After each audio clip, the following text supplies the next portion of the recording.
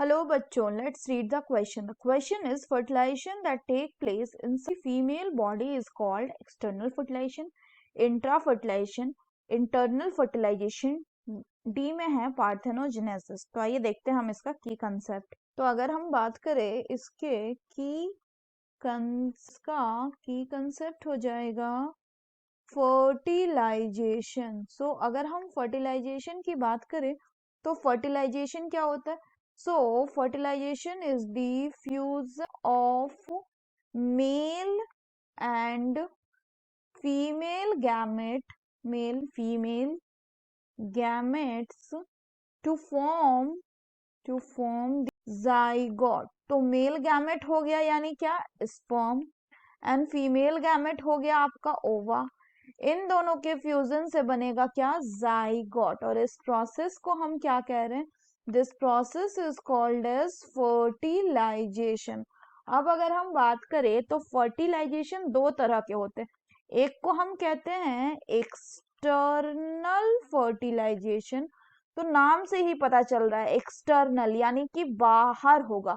So this is the type of fertilization that place outside the female body, outside the female body। यानी यहाँ पे जो fusion होगा male and female gamete का वो female body के बाहर होगा। एग्जाम्पल की बात करें तो एक्सटर्नल फर्टिलाइजेशन जैसे कि हमें दिखता है किन में? हमें दिखता है फ्रॉग में।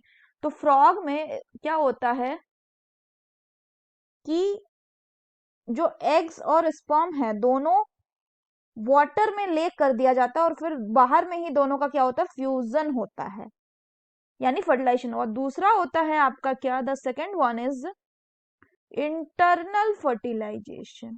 Internal fertilization. तो इंटरनल फर्टिलाइजेशन जो होता है ये कहाँ देखने को मिलता है? ये हमें देखने को मिलता है इन केस ऑफ जैसे कि ह्यूमंस, काउ, डॉग्स एक्सेट्रा।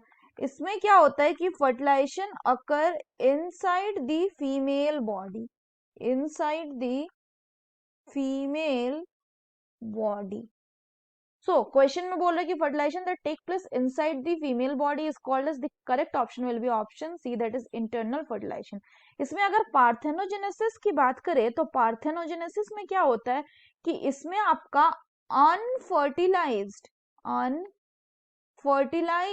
जो फीमेल एग है ये क्या करता है? ये डेवलप कर जाता है किसमें? Into an whole organism. Develop into